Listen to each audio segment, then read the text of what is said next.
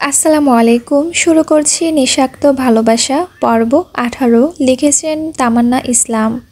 আয়রা দাঁড়িয়ে দাঁড়িয়ে সবার সাথে হাসি মুখে কুশল বিনিময় করছিল। তার ফাঁকে ফাঁকে বাঁকা চোখে আবার আব্রাহামের দিকে নজর দিচ্ছে। অনেকে তাদের হাতে ড্রিঙ্কস নিয়ে আছে, কথার বলার মাঝে মাঝে হাত তাতে চুমুক দিচ্ছে। আবার কেউ কেউ সফট মিউজিকে তালে তাল নিজেদের পার্টনারদের সাথে কাপল ডান্স করছে। আয়রাতের কথা বলা শেষ হলে সে আব্রাহামের দিকে তাকায়, দেখে যে সে বসে বসে ফোন ঘাঁটছে। আয়রাত ধীর পায়ে তার দিকে এগিয়ে যায়। আয়রাত বলল, হেই জামাইজান। আব্রাহাম বলে উঠল, উফ বিরক্তকর। আয়রাত বলল, এখানে এত ভালো পার্টি রেখে ফোনে কি করা হচ্ছে? আব্রাহাম তেজে বলল, mind your own business girl. Yes I am. আমার কাজই তো আপনার পেছনে লাগা আর আপনার সাথে চিপকে থাকা। আপনি কি করছেন না করছেন সেদিকেই খেয়াল রাখা। আর আমি তো তাই করছি, তাই না? আব্রাহাম বলল, হুম। আব্রাহাম আবার আয়রাতের দিকে তাকায়। আব্রাহামের চোখগুলো আয়রাতের সারা মুখে বিচরণ করে চলছে। কিছু একটা মিস্টেক আছে। কি? তোমার কানের ঝুমকোতে একটা হোয়াইট স্টোন কম আছে, মানে গায়ের আর কি। এত ক্ষুদ্র একটা জিনিস এত সূক্ষ্মভাবে লক্ষ্য করলেন কেন বলুন তো? আমি মেয়েদের বেশি লক্ষ্য করি। চোখ দুটো যখন কাঁটা চামচ দিয়ে বের করে মার্বেল খেলবো তখন লক্ষ্য করেন বেশি করে। হুম।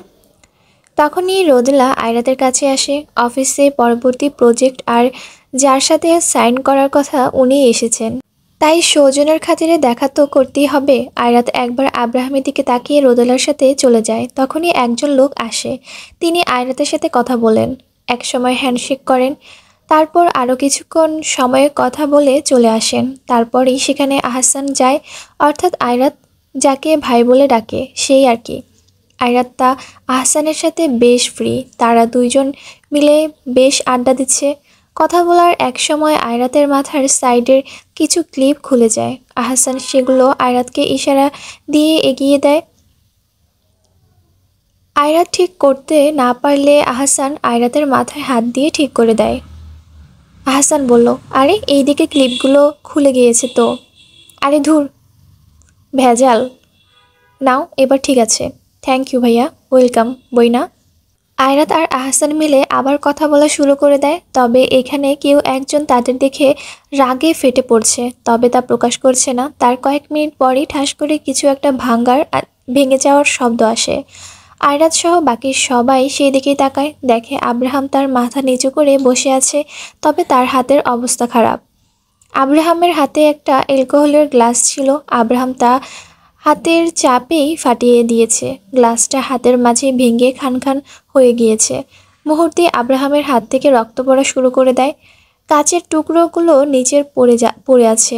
আয়রাত তো এটা দেখে কপাল কুঁচকে চিন্তায় মাথা মুখ নিয়ে আব্রাহামের কাছে আসে। এসে আব্রাহামের হাত ধরে ফেলে।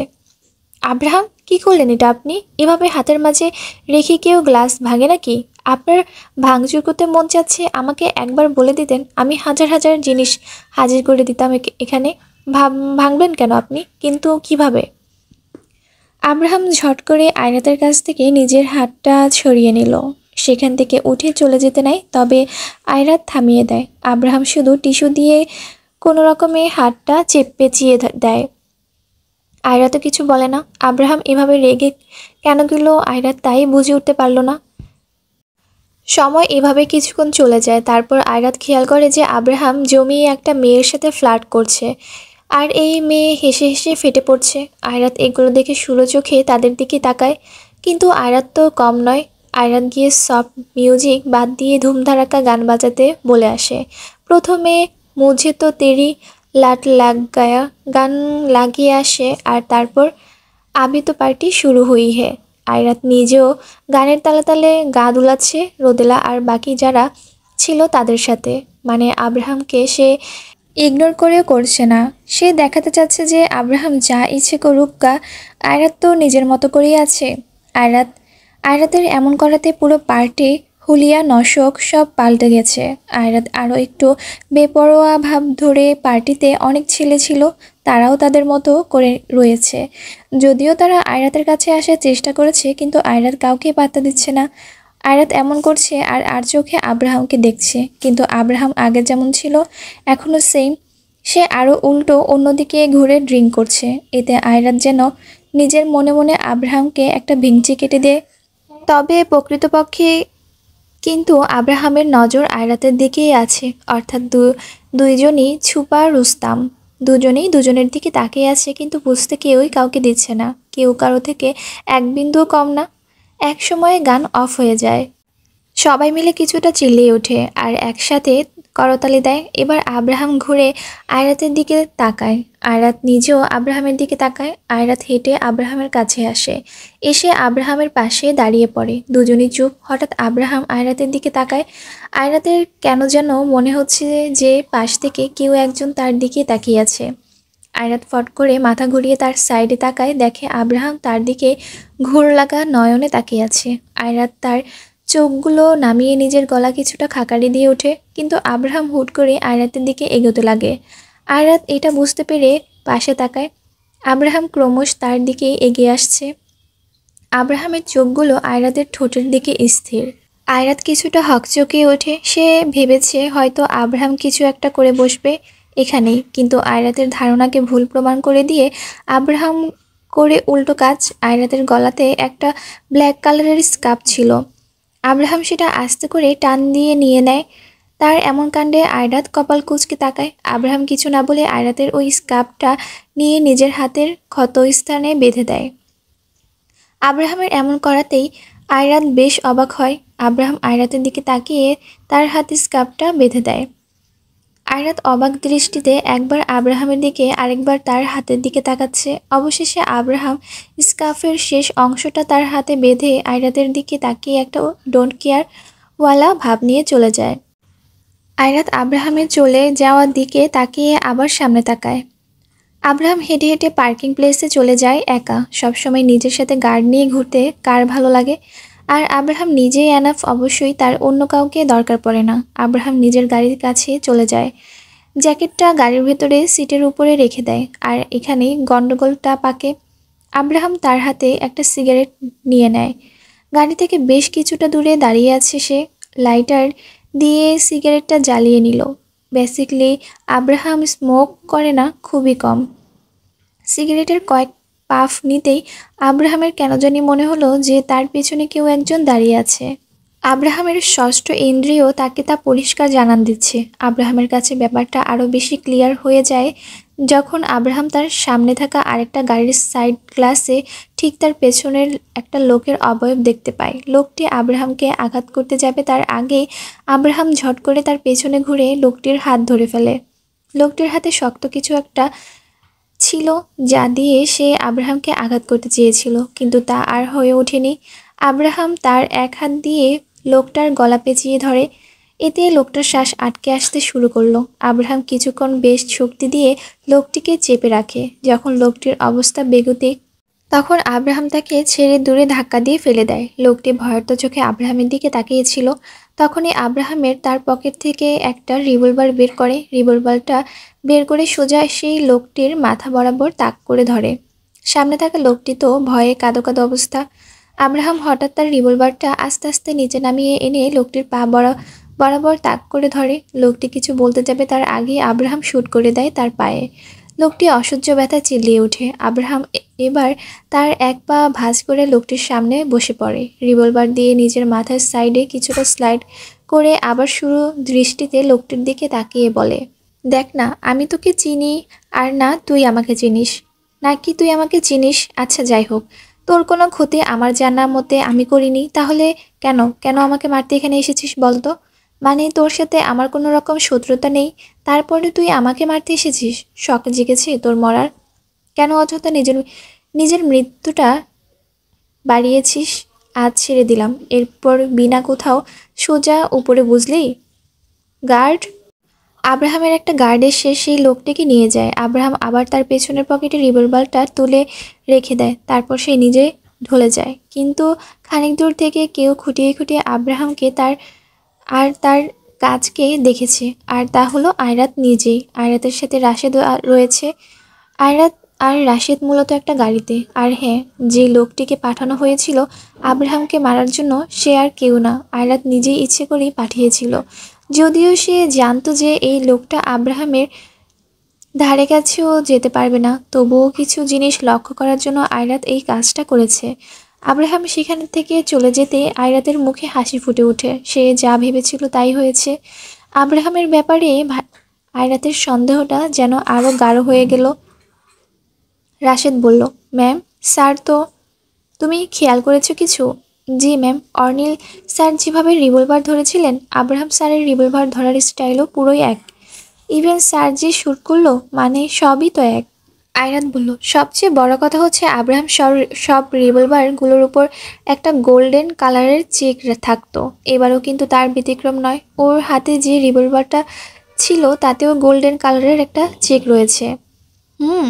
রাশেদ বলল, ও আমার আব্রাহামই রাশেদ। ও যতই না বলুক আমাকে, আমি ওকে চিনি। তার কিছুক্ষণ পর আয়রাত আর রাশেদও সেখান থেকে এসে পড়ে। আয়রাত যখন তার বাসায় আসে তখন দেখে ইলা বসে আছে। আয়রাত বলল, কি করছো? কিছু না। মুখটা এমন শুকনো কেন? আজ টিভিতে একজনকে দেখি। কাকে? কানের দুল খুলতে খুলতে বলল, নাম ছিল আব্রাহাম চৌধুরী, কি যেন একটা। অর্নিল। হ্যাঁ হ্যাঁ, ওই তো। ও কোনো অর্নিল টর্নিল না, ও আব্রাহামই। কি করে সম্ভব এটা? আমাদের হয়তো কোথাও ভুল হচ্ছে। চেহারাতে মিল থাকে না মানুষের? আয়রাত বলল, চেহারাতে মিল থাকে, কিন্তু গলার সুর, হাঁটা চলা, কথা বলা, রাগী ভাব, বেশভূষা, মানে এত মিল কিভাবে? হ্যাঁ, আর মিল দেখি যে আমি বলছি আব্রাহাম তা না। আমার মন বলে সে আব্রাহাম। ইলা বলল, তাহলে এই এতদিন ও আমাদের কাছে এলো না কেন? জানি না কেন এমন করছে, তাও জানি না। এত উঁচু খাত থেকে পড়ে কিভাবে কি হলো, কোথাও ছিল, মানে কিছুই জানি না। তবে আমি শুধু এইটুকুই জানি যে ও আব্রাহাম। আর হ্যাঁ, তুমি দেখে নিও, আমি তো ওর মুখ দিয়ে এটা স্বীকার করিয়েই ছাড়বো যে ও আব্রাহাম। ইলা বলল, তুই তুই কি ওর সাথে দেখা করিস? আয়রাত বলল, হ্যাঁ। কেমন আছে ও?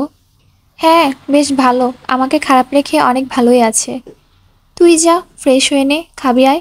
খেতে ইচ্ছে করছে না দাদি, কাল আবার সকাল সকাল যেতে হবে। তবে কাল অফিসে যাব না, কাল বাইরে থাকবো। কোথায় যাবি? আব্রাহামের কনসার্ট আছে। কনসার্ট বলতে ওর একটা শো আছে, সেখানে বেশ কিছু মানুষ থাকবে, তাই। ও আচ্ছা। আয়রাত উপরে তার রুমে চলে গেল। কাপড় চেঞ্জ না করেই বিছানাতে গা এলিয়ে দিল। ভালো লাগছে না। আয়রাত একসময় আব্রাহামকে ফোন দিল। ফোন 3বার কেটে অফ হয়ে যায়, তবে ধরে না। আয়রাত তো হাল ছাড়ার পাত্রী না, সে লাগাতারে ফোন দিতেই থাকলো। এক সময় ফোন রিসিভ হয়। হ্যালো। এই কোথায় আপনি? এত দেরি করে ফোন কেন ধরলেন? দেরি করি বা ফোন নাই ধরি তাতে তোমার কি? মানুষকে বিরক্ত করা ছাড়া কি আর কোনো কাজ নেই তোমার? আরে না না, মানুষকে না, শুধু আপনাকে। কি বললে? কি বলবে জলদি বলো। না মানে আসলে ইয়ে মানে, না মানে ইয়ে মানে, এগুলো বাদ দিয়ে কি বলবে তাই বলো। Miss you. ঘুমা ঘুমাও, রাত হয়েছে। আপনি তো আগে এত আনরোমান্টিক ছিলেন না আব্রাহাম। আপনি এমন হলেন কেন বলুন তো? আয় হায়, আমি শেষ। আমি তো আমার এমন জামাইকে চাইনি। এত আনরোমান্টিক কেন আপনি? ধুর। আয়রাত, কিছু কি খেয়েছো তুমি? না তো। তাহলে এগুলো কি আবোল তাবোল বলছো? চুপচাপ গিয়ে ঘুমাও যাও। আয়রাত কিছু একটা বলতে যাবে, তার আগে সে আব্রাহামের পাশ থেকে কিছুটা মেয়েলি আওয়াজ শুনতে পায়। আয়রাত কিছু বলতে যাবে, তার আগে আব্রাহাম তাকে বাই বলে ফোন কেটে দেয়। আয়রাত কপাল কুঁচকে হাতে থাকা ফোনের দিকে তাকিয়ে থাকে। যাই হোক, এইসব ভাবনা আয়রাত তার মাথা থেকে ঝেড়ে ফেলে পরের দিন সকালের কথা ভাবতে থাকে। আব্রাহামকে আরও একটু ভালোভাবে প্যাঁচিয়ে ফেলাতে হবে তার। আব্রাহাম আয়রাতের ফোন কেটে দিয়ে নিজের সামনে থাকা রাত্রির দিকে চোখগুলো খানিক ছোট করে এক ভ্রু উঁচু করে তাকায়। আব্রাহামের এমন ঘায়েল করা চাহনি দেখে রাত্রি তার 32টা দাঁত বের করে দিয়ে হেসে ওঠে। রাত্রি এমন হাবলা মার্কা হাসি দেখে আব্রাহাম কপাল কুঁচকে রাগীভাবে তার দিকে তাকায়। মুহূর্তে রাত্রির হাসিটা গুম হয়ে যায়। সে মাথা নিচু করে ওড়নার আঁচলটা দুই আঙ্গুলের মাঝে পেঁচাতে থাকে। তাকে দেখে আব্রাহাম এবার বলে ওঠে, কি হয়েছে? এভাবে দাঁড়িয়ে আছিস কেন? না মানে, মা তোকে খেতে ডাকছে। যা, আসছি। না না, তোকে আমার সাথে একদম নিয়ে যেতে বলেছে। আমি তো ছোট কোনো বাচ্চা না, তাই না? যেতে পারবো তো, তুই যা, আমি আসছি। রাত্রি বলল, বললাম তো তোকে সাথে করে নিয়ে যেতে বলেছে। আরে মেরি মা, আচ্ছা চল।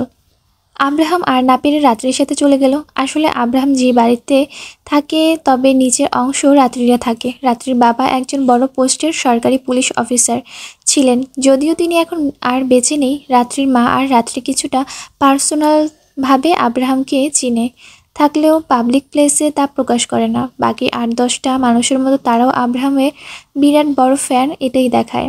তবে এই রাত্রি আর আব্রাহামকে যে একই বাসার উপর নিচে থাকে তা সবাই অজানা।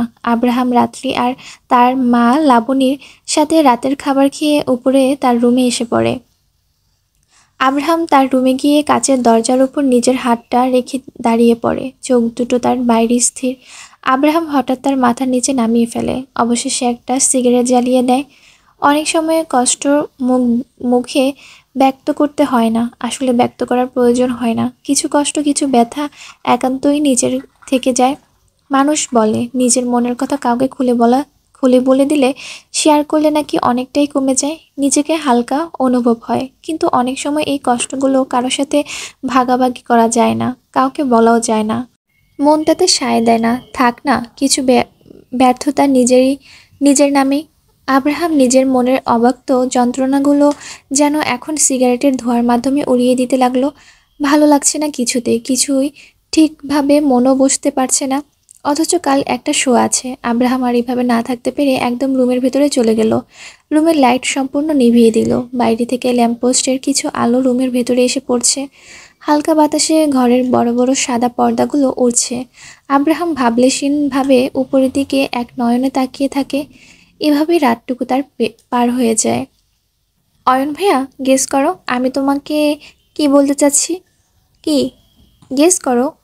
আমি গেস করাতে সবসময় ভুলই হই, এবারও হব। তো তুমি বলো। ব্যাপারটা শুনে 440 ডিগ্রি এর ঝটকা খাবে তো? এমন কি? অনেক বড় কিছু। আচ্ছা, এবার বলো তো। আব্রাহাম, আমি জানি তুমি ওকে অনেক মিস করো। ও ফিরে এসেছে। হ্যাঁ আমি। কি? কিন্তু স্বীকার করছে না। ও মরেনি, বেঁচে আছে। হুম। বৌমনি, শরীর ঠিক আছে তোমার? জ্বর টর আসেনি তো?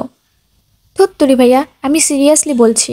না বৌমনি, হয়তো তোমার কোথাও ভুল হচ্ছে। এটা কি করে হতে পারে? আমি গত 1 সপ্তাহর বেশি হবে তার সাথে আছি, অর্থাৎ কাজ করছি। ভাইয়া, তুমি দেখলে সেখানেই পড়ে যাবে। ও হুবহু আমার আব্রাহাম, কিন্তু ও মানতেই চায় না। এখন তো আমারই বিশ্বাস হচ্ছে না। ওকে ফাইন, তুমি একটা জায়গায় এসে পড়ো যত জলদি সম্ভব।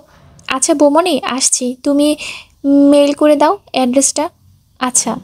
এই বলে আয়রাত ফোন কেটে দেয়, তারপর অয়নকে অ্যাড্রেসটা মেল করে পাঠিয়ে দেয়।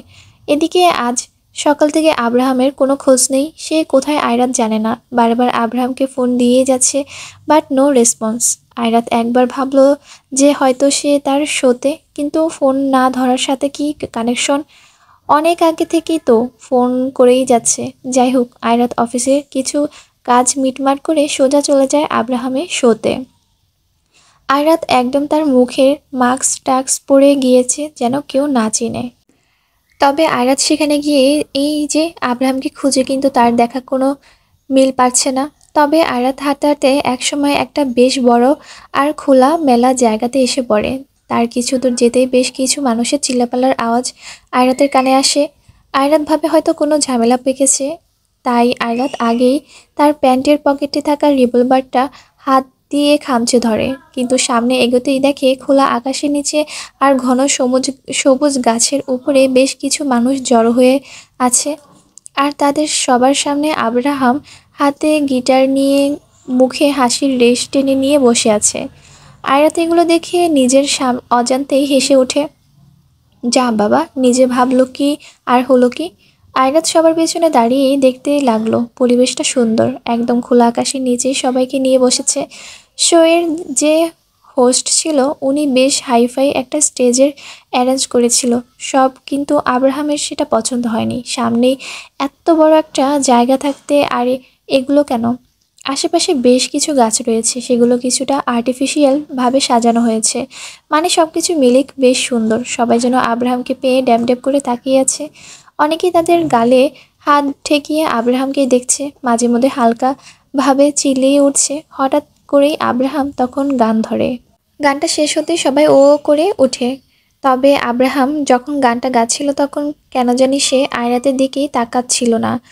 কথায় বলে মানুষ যা মুখে বা ভাষায় প্রকাশ করতে পারে না তখন তা গানের মাধ্যমে বেশ হয়ে আসে। মুখে লেগে ছিল আব্রাহামের বলাগামো হাসি। থেকে থেকে খুব কম আয়রাতের দিকে তাকাচ্ছিল, আবার চোখ নামিয়ে নিচ্ছিল। আয়রাত এতক্ষণ ভরা আব্রাহামকেই দেখে যাচ্ছিল। গানটার সত্যি হারিয়ে ফেলা মানুষকে আবার আগের মতো করে কাছে পাবার প্রবল আকাঙ্ক্ষা ছিল। অবশেষে আরও প্রায় ঘন্টা খানেকের মতো সেখান থেকে চলে আসে। আব্রাহামের বাইরে আসতেই আয়রাত দ্রুত তার কাছে যায়।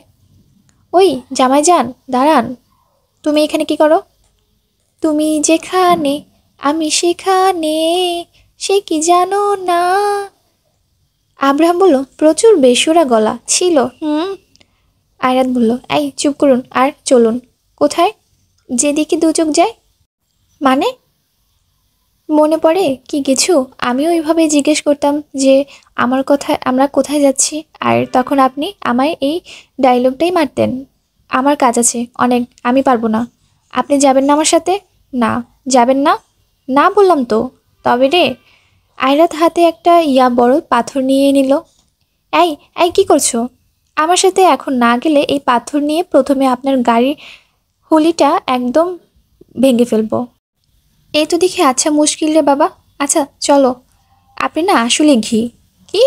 হ্যাঁ, ঘিকে যেমন সবসময় বাঁকা আঙ্গুলে তুলতে হয়, ঠিক তেমনভাবে আপনাকেও বাঁকা পথে রাজি করাতে হয়। আব্রাহাম আয়রাতের কাছ থেকে এসে পড়ে। তারপর আয়রাত আর আব্রাহাম গাড়িতে উঠে চলে যায়। আব্রাহাম শুধু বসে বসে জানালা দিয়েই বাইরে তাকিয়েছিল। তবে সেই রাস্তাগুলো দিয়ে যাচ্ছে সেগুলো আব্রাহামের বেশ চেনা। দেখতে দেখতে একসময় গাড়ি থেকে থেমে যায়। আব্রাহাম তার মাথা ঘুরিয়ে আয়রাতের দিকে তাকায়। নামুন নামুন। আব্রাহাম নেমে পড়ে, সাথে আয়রাতও।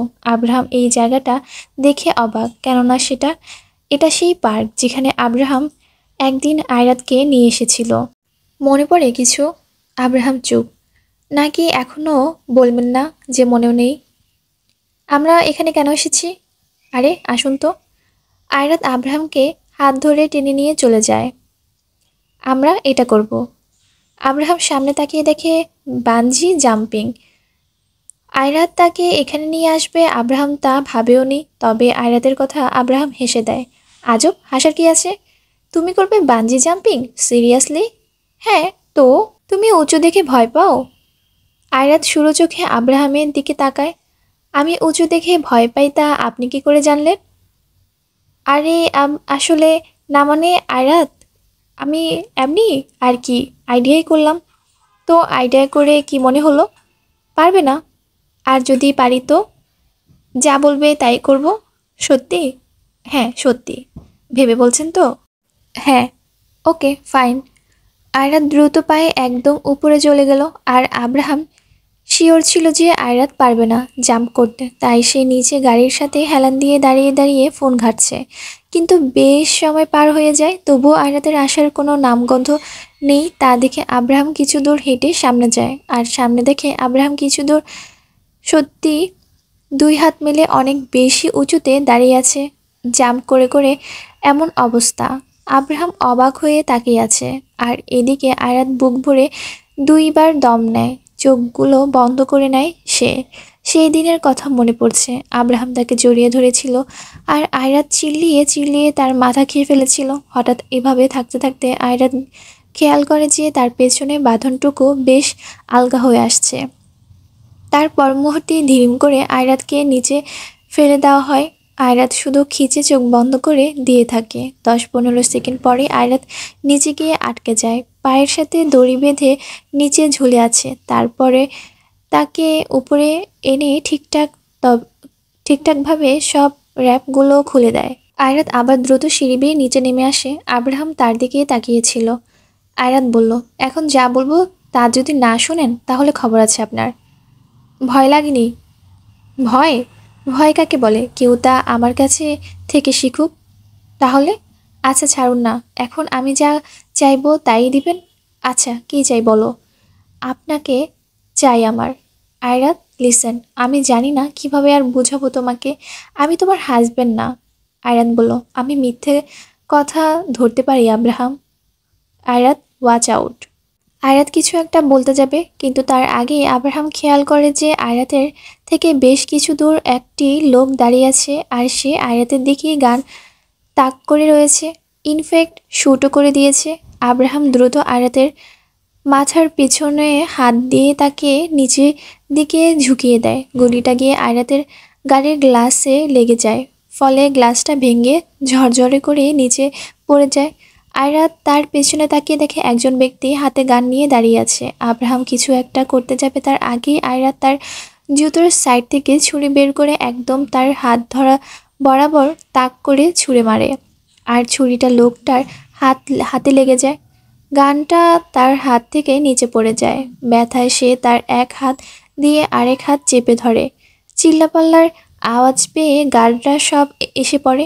আব্রাহাম আয়রাতের হাত ধরে গিয়ে গাড়িতে বসে আর এক সেকেন্ডও দেরি না করে চলে আসে। এবার আব্রাহাম ড্রাইভ করছে। লোকটাকে ছিল? আয়রাত বলল, জানি না। তো এভাবে হুট করেই একটা পাবলিক প্লেসে গুলি চালালো কেন? জানি না। What the hell? তাহলে কি জানো? বললাম তো জানি না। আমি কি সবার পরিচয় নিয়ে ঘুরি নাকি? তুমি তোমার জুতার ভেতরে চাকু রাখো?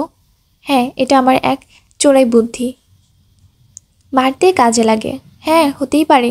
একবার যখন মেরেছো তখন বারবার মারতেই পারো। মানে?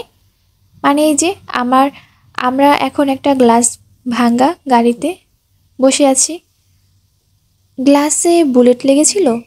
আব্রাহাম বলল, তো এখন কোথায় নামবে? মন তো চাইছে আপনার সাথে থেকে যাই, কিন্তু অফিসে যে কাজ আছে, আর এই লোকটা কে ছিল তাও জানার আছে। ওহ, থ্যাংক গড, আমি বেঁচে গেছি। আব্রাহাম ড্রাইভ করে আয়রাতের অফিসের সামনে নেমে পড়ে। গার্ডকে ডাক দিয়ে সেই ভাঙা গাড়িটাকে রিপেয়ার করার জন্য বলা যায়। আব্রাহামের যে গাড়ি ছিল সে তাতে উঠে পড়ে। আয়রাতের ভেতর চলে যাবে তার আগেই আব্রাহাম বলে ওঠে, আয়রাত। হ্যাঁ, অনেক পাল্টে গেছো তুমি, অনেকটাই বেশি। রাত দিনের মাঝে যেমন পার্থক্য, তেমন আগের তুমি আর এখনের তুমিরও মাঝেও তাই। মানুষ পরিবর্তনশীল আব্রাহাম। আমি যাই, আর হ্যাঁ প্লিজ আমার পেছনে একটু কম লাগো। মানুষ তার কাছ থেকে ছুটি কি করে নিতে পারে বলুন? আপনার পেছনে লাগাই তো আমার একমাত্র কাজ। আর হ্যাঁ, মেয়েদের থেকে দূরে থাকবেন। আমি কেন তোমার কথা শুনবো? বাধ্য আপনি। Wait for surprise. এই বলে আব্রাহাম গাড়ি দিয়ে সাই করে চলে যায়। আয়রা তো কিছুক্ষণ তার যাওয়ার দিকে তাকিয়ে থাকে। অফিসের ভেতর চলে যায় সবার হাওয়া টাইট করতে। আয়রাত এই ভেবেই পাচ্ছি না এখন যে হুট করেই গুলি কে আর কিভাবে চালালো, আর কেনই বা চালালো। আয়রাত তো তার জানা মতে এখন আর কারোর সাথে ঝামেলা করে না, তাহলে এভাবে না বলে কই গুলি? তবে হ্যাঁ, এটা মানতেই হবে যে আজ আব্রাহাম থাকার ফলে আয়রাত বেঁচে গেছে। আব্রাহাম যদি সময় মতো আয়রাতের মাথার পেছনে হাত দিয়ে তাকে নিচে না নামিয়ে দিত, তাহলে বুলেট সোজা আয়রাতের মাথার পেছনে গিয়েই লাগতো। এগুলো ভাবতে ভাবতে আয়রাত অফিসের ভিতর চলে গেল। যেতেই দেখে অয়ন। আয়রাত বলল, ভাইয়া, বৌমনি এসেছো? আচ্ছা, তুমি যাওনি কেন? অ্যাড্রেস যে দিলাম তোমাকে। বৌমনি, আই এম সো সরি, আসলে কাজের চাপে পড়ে গিয়েছিলাম তো অনেক বেশি, তাই যেতে পারিনি, সরি। আচ্ছা আচ্ছা, ইটস ওকে। কি হয়েছে, এত রাগি রাগি লাগছে কেন তোমাকে? মরতে মরতে বেঁচেছি আজ। মানে? জানি না, আমি আব্রাহামকে নিয়ে বাইরে ছিলাম, তখন হুট করেই গুলি চালালো আর ভাগ্যিস আব্রাহাম বাঁচিয়েছে আমায়। আরে অনেক শোরগোল ছিল সেখানে, আর আমি তো আব্রাহামের সাথে কথা বলছিলাম, খেয়াল করিনি, কিন্তু ও আমায় বাঁচিয়ে নেয়। আসলে কি আব্রাহাম আছে? মানে কিভাবে সম্ভব? এটা অবিশ্বাস্য। এর জন্যই বলেছিলাম যে তুমি সেখানে যাও। আচ্ছা তো। রাশেদ বলল, ম্যাম। হ্যাঁ, খুব বেশি খারাপ খবর আছে। কি হয়েছে আবার? ম্যাম, আসলে রায়হান জেল থেকে পালিয়ে গিয়েছে। কি? জি ম্যাম। কীগুলো? আর এরা এরা কি ঘাস খেয়ে পুলিশ হয়েছে নাকি? যত সব, এত বড় একটা ক্রিমিনাল জেল থেকে উধাও হয়ে গেল পুলিশ অফিসারদের চোখ ফাঁকি দিয়ে। ইয়ার্কি হচ্ছে আমার সাথে? বলদগুলা, জেলে কি ওরা বসে বসে লুডো খেলেছিল নাকি?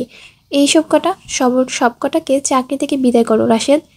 গলা ফাটিয়ে বলল আয়রাত। জি ম্যাম। মানে ও কিভাবে পালালো সবাইকে ফাঁকি দিয়ে? ম্যাম আসলে ঘটনাটা ঘটেছে বেশ কয়েক ঘন্টা আগে, কিন্তু আপনি তো বাইরে আব্রাহাম স্যারের সাথে ছিলেন, তাই বিরক্ত। আয়রাত বলল, আমি পাগল হয়ে যাব। মাথা প্রচুর গরম হয়ে আছে। আয়রাতের জেদে অয়ন রাশেদকে বলে ওঠে, আব্রাহাম। রাশেদ বলল, যখন আমি দেখেছিলাম ওনাকে আমার 2 রাত ভরা জ্বর ছিল। তাহলে এতদিন কোথায় ছিল ও? আমাদের কাছে কেন এলো না? পুলিশরা যে এত খোঁজ চালালো, পেল না কেন? প্রশ্ন তো অনেক আছে কারোর করার মতো, কিন্তু জবাব একটাও নেই। অয়ন বলল, আমি যাই। রাশেদ বলল, জি। অন্যদিকে আব্রাহাম পাকাচ্ছে আরেক তালগোল। আসলে সে এই তালগোলেরটা ইচ্ছে করেই পাকাচ্ছে, কারণ হচ্ছে সে সব জেনে গেছে। অর্থাৎ সেই দিন রাতে যে লোকটাকে আব্রাহামকে মারার জন্য পাঠানো হয়েছিল, সে যে আর কেউ না বরং আয়রাত নিজেই পাঠিয়েছিল, তা আব্রাহাম জেনে গেছে। আব্রাহাম এটাও টের পেয়েছে যে আয়রাত কেন লোকটাকে পাঠিয়েছিল, শুধু টেস্ট করার জন্য। তো আয়রাত যেহেতু আব্রাহামের সাথে এমন করলো, আব্রাহামের একটা ছোটোখাটো টেস্ট নিল, তাহলে আব্রাহাম তো আর এত সহজে ছেড়ে দিতে পারে না। কিছু না কিছু একটা করতে তো হবেই, তাই আয়রাতের মতো করে সেও একটা গন্ডগোল পাকিয়েছে, শুধু আয়রাতের রিয়েকশন দেখার জন্য। ওই যে কথায় আছে না, যেমন কুকুর তেমন মুগুর, সেম আর কি। আয়রাতকে রিটার্ন গিফট দিতে হবে না? আব্রাহাম তার বাড়ি এমনভাবে সাজাতে বলেছে যেন দেখে মনে হয় বিয়ে বাড়ি। আরে হ্যাঁ, বিয়েই, তবে মিছিমিছি। আর আব্রাহাম একজন পাবলিক ফিগারে হওয়াতে তার শুধু নিঃশ্বাস ছাড়তেও তা ভাইরাল হয়ে যায় বা মিডিয়া জেনে যায়। তখন তো আব্রাহামের বিয়ের খবর অবশ্যই ব্রেকিং নিউজে হয়ে যাবে। আব্রাহাম আরামসে বসে বসে গান শুনছে। আয়রা তার কেবিনে চোখ বন্ধ করে বসে আছে। রায়হান জেল থেকে পালিয়ে গিয়েছে। কি করে হলো এটা? রায়হান যে চুপ করে বসে থাকার মতো লোক না, তা আয়রাত জানে। কি জানে আবার কোন দণ্ড বাঁধিয়ে দেয়।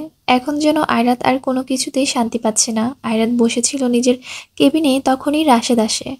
ম্যাম, আসবো? হ্যাঁ, এসো। রাশেদ বলল, ম্যাম, তনয়ার সাথে আপনার প্রজেক্ট সাইন করার কথা ছিল না? হ্যাঁ, কোথায় ও? নিজের কেবিনেই। ও, আমি যাচ্ছি। আয়রাত সোজা চলে গেল তনয়ার কাছে। রাশেদ বেশ বুঝতে পারছে যে একে তো নিজের উপর এমন একটা জনমানব জায়গার গুলি চালিয়েছে, তার মধ্যে আবার এই রায়হানের জেল থেকে পালিয়ে যাওয়ার খবর। সব মিলিয়ে যেন আয়রাত খুব টেনশনে আছে। আয়রাত তনয়ার কাছে গিয়ে দেখে তনয়ার মুখটা কেমন গোমড়া। কিরে, কি হয়েছে তোর? দিল টুট গায়া। কেন, ছ্যাঁকা খাইছিস? কেনাই দিল? কিছু না। আয়াত বলল, শোন, আমি তোকে আগে থেকে বলে দিলাম, ওকে?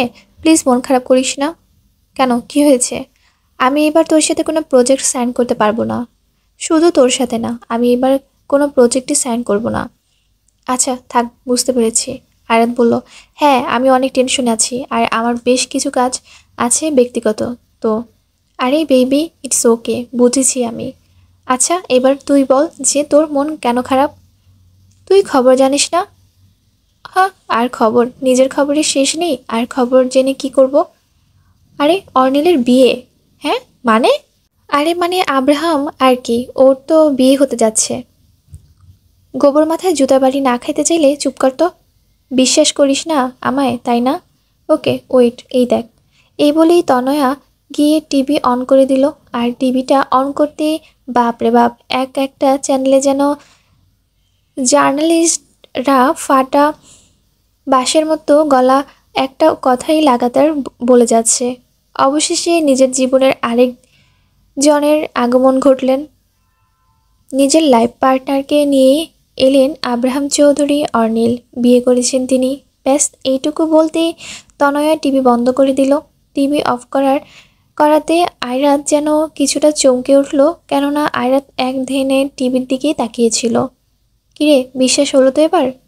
আয়রাত বলল, না। তনয়া বলল, যে বান্দা আগে থেকে সাথে সে আবার কি করে বিয়ে করবে? তনয়া বলল, বুঝলাম না। বিয়ার খেতাপুরি, আমি দেখবো বিয়া কেমনে করে। আয়রাত নিজের জ্যাকেটের উপরে কিছু বোতাম ঢিলা করতে করতে দ্রুত পায়ে তনয়ার কেবিন থেকে বের হয়ে পড়ে। এদিকে তনয়া ঠোঁট উল্টিয়ে দিয়ে দাঁড়িয়ে আছে। আগা কোনটা মাথা কোনটা কিছু বুঝতে পারছে না। আয়রাতকে এভাবে বাতাসের গতিতে যেতে দেখে রাশেদ ড্যাব ড্যাব করে তাকিয়ে থাকে। আয়রাত বলল, রাশেদ। জি ম্যাম। দ্রুত অয়ন ভাইয়াকে বলো আমার কাছে আসতে, দ্রুত। জি জি বলছি। রাশেদ অয়নকে ইমার্জেন্সি ফোন করে ডাকে। অয়ন তার 10-15 মিনিট পরে অফিসে এসে পড়ে। আয়রাতকে কিছু বলতে যাবে তার আগে আয়রাত সোজা অয়নের হাত ধরে বলে, ভাইয়া চলো, এটা বলেই গাড়িতে। আয়রাত এত জোরে ড্রাইভ করছে যে অয়নকে তার সিট শক্তভাবে ধরে রাখতে হচ্ছে। আয়রাত বেশ মনোযোগ দিয়ে ড্রাইভ করছে। তাকে দেখে মনে হচ্ছে যে এই রাস্তাটুকু যদি সে উড়ে যেতে পারতো তাহলে হয়তো তার ভালোই হতো। অয়ন বলল, আয়রাত বোন, আমার কি হয়েছে বলতো? এত জোরে জোরে ড্রাইভ করলে অ্যাক্সিডেন্ট হয়ে যাবে, একটু আস্তে। আয়রাত বলল, এখন আস্তে ধীরে কাজ করার সময় নেই। আব্রাহাম অনেক বেশি বড় বার বেড়েছে। মানে এই ছেলে কে কিছু বলি না দেখে একদম মাথা জোরে বসেছে। শুনেছি প্রেমের মরা জলে ডুবে না, কিন্তু একে আমি ডুবিয়ে ছাড়বো, নিজেও ডুববো আর ওকেও ডুবাবো। অয়ন বলল, কথার কোনো কিছুই বুঝছি না। আর এখন কি আমাকে আব্রাহামের কাছে নিয়ে যাচ্ছ? বিয়ে ভাঙতে যাচ্ছি। বহুত পুরনো এক্সপিরিয়েন্স আছে বিয়ে ভাঙার। কার বিয়ে? কিসের বিয়ে? আব্রাহামের বিয়ে। বিয়ে তো আব্রাহামের হয়ে গেছে, তাও তোমার সাথে? কত বড় খচ্চর, ঘরে বউ থাকতে আর বিয়ে করতে যাচ্ছে। নিকুচি করেছে ওর বিয়ে, একদম আজীবনের জন্য বিয়ের সাথে মিটিয়ে দিব, চুল টেনে ছিঁড়ে দিব আমি ওর। অয়ন বলল, কুল কুল কুল। ধুর, আমি কুলি আছি। আয়রাত এমন বকর বকর করে আব্রাহামের বাড়ির সামনে চলে গেল, কিন্তু এখানে বাধে আরেক বিপত্তি, কেননা বাড়ির সামনে প্রায় অনেক গার্ড। আয়রাত গাড়ির জানালা দিয়ে তার মাথা বের করে গার্ডদের উদ্দেশ্যে বলে, ও চেলাপোলা, যারাই আছো জলদি সামনে থেকে সরো। গার্ড বলল, ম্যাম সরি, আমরা সরতে পারবো না, স্যারের নিষেধাজ্ঞা রয়েছে। ওয়াও, নিষেধাজ্ঞা, রাইট?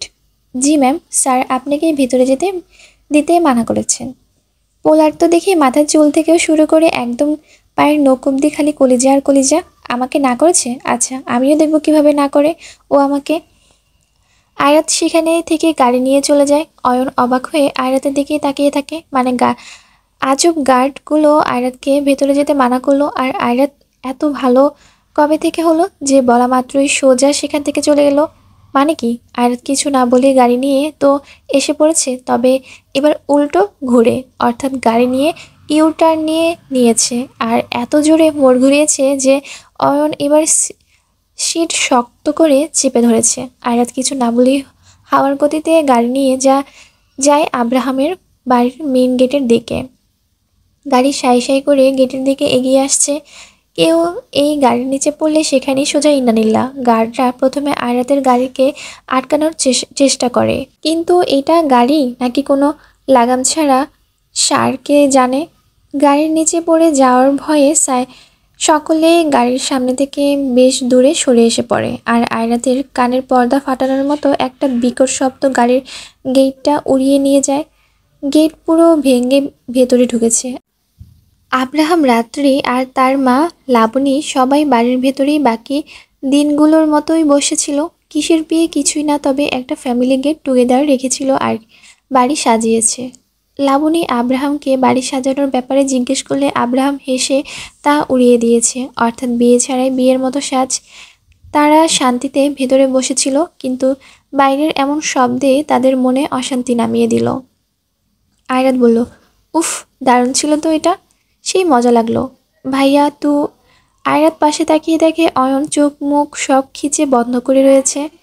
আয়রাত বলল, ভাইয়া শেষ শেষ, সব শেষ, জিন্দা আছো? অয়ন ঘেমে গিয়েছে ভয়ে। অয়ন বলল, আমি কেন আসছিলাম তোমার সাথে বৌমনি? ছাইরা দাও মা, কাইন্দা বাঁচি। তুমি ভেতরে যাবে? অয়ন বলল, আসছি। আয়রাত বলল, আমি গেলাম। আয়রাত গাড়ি থেকে নেমে বাড়ির ভেতরে চলে গেল। ভেতরে গিয়ে দেখে বেশ কিছু মানুষজন। একটা মেয়ে বসে আছে, তার পাশেই আব্রাহাম। আয়রাত বিনা বাক্যে সোজা আব্রাহামের কাছে চলে গেল। আব্রাহামের ভাবেও নেই যে আয়রাত এভাবে তার বাড়িতে এন্ট্রি করবে। আব্রাহাম বাঁকা চোখে তাকিয়ে দেখে আয়রাতের বাম হাতে গান। আয়রাত বাড়ির ভেতরে যখন আসে তখন আয়রাত চিল্লিয়ে বলে ওঠে, এই বন্ধ করো এইসব, আজাইরা বিয়ে টিয়ে কোনো কিছুই হবে না, কোনো বিয়ে হবে না এখানে, সব বন্ধ করো। আব্রাহাম বলল, ও, গেটটাই ভেঙে দিলে? আপনাকে ভেঙে দিতে 2 সেকেন্ড সময় লাগবে না আমার আব্রাহাম। আর কত ভাঙবে? আপনি বিয়ে করছেন? হ্যাঁ, মন চাইলো তাই। আপনি বিয়ে কেন করছেন? মানে কি এটা লোক দেখানোর জন্য নাকি শুধু আমাকেই দেখানোর জন্য? কোনটা বলুন তো? দুটোই। এবার যাও প্লিজ, আমি তোমাকে ইনভাইট করিনি, সো বিন বুলাই মেহমান হয়ে এসো না তো। আমি কোনো মেহমান না। যাকগে ছাড়ুন, এখন আমি কথার প্যাচ খুলতে চাচ্ছি না। এই বিয়ে বন্ধ করুন। আর যদি না করি তো? এখানে যে কটা মানুষ আছে সব মরবে, আর লাস্টে প্রথমে আপনাকে মারবো, তারপর নিজে মরবো। আমাকে মারার হুমকি দিচ্ছ? সাহস আছে? আব্রাহামের কথায় আয়রাত রাত্রির দিকে রিভলভার তাক করে ধরে। সবাই চিল্লিয়ে ওঠে। আব্রাহাম বলে ওঠে, ফর ইউর কাইন্ড ইনফরমেশন, ও বউ না, বউ এখানে এখানে আসেনি। মিথ্যা। হোয়াট? আমাকে কি পাগল মনে হয় নাকি? আমি মেয়ে দেখে আমাকে হালকার উপরে নেন? কোনটা বলুন তো? প্রথমটা। এটা কোনো বিয়েই না, রাইট? এটা শুধু বিয়ের ঢং। আর কোনো বিয়ে এখানে হচ্ছেই না। কেন আমার লাইফে ইন্টারফেয়ার করছো? মানুষটাই যখন নিজের হয় তখন আর বলে কই ইন্টারফেয়ার করতে হয় না। আব্রাহাম বলল, আয়রাত। আয়রাত বলল আয়রাত বলল, অ্যাটেনশন এভরিওয়ান, এখানে কোনো বিয়ে টিয়ে হচ্ছে না। আর সামনে এই যে এই ছেলেকে দেখছেন সবাই, এই হচ্ছে আমার জামাই, আমার জীবনের প্রথম ভালোবাসা, আমার সব। আমাদের বিয়েও হয়েছে। আর এত কিছু হবার পর কেউ কি করে আশা রাখে যে আব্রাহামকে আমি আবারও বিয়ে করাতে দিব? আব্রাহাম বলল, আয়রাত, সিন ক্রিয়েট করো না। যে মেয়ে আপনার দিকে নজর দিবে, আল্লাহকে আমি যে কি করব? আব্রাহাম চিল্লিয়ে বলল, can you please stop this nonsense? বের হন সবাই এখান থেকে। কোনো বিয়ে টিয়ে হচ্ছে না। সবাই যার যার বাড়ি যান। আয়রাতের কথায় সবাই এক এক করে বাড়ি থেকে বের হয়ে পড়ে। আয়রাত দেখে আব্রাহাম 2 হাত ভাঁজ করে মুখ শক্ত করে তার দিকেই তাকিয়ে আছে। আয়রাত তার দাঁত দিয়ে ঠোঁটগুলো চেপে হেসে ওঠে। আয়রাত বলল, হায়, আমার শরম লাগে তো জামাই, এভাবে তাকাইলে। তুমি আসলেই পাগল। আব্রাহাম বলল। আয়রাত বলল, পাগল ছাড়া যে দুনিয়া চলে না। সব নাটক শেষ। Now what? এখন আর কিছুই না।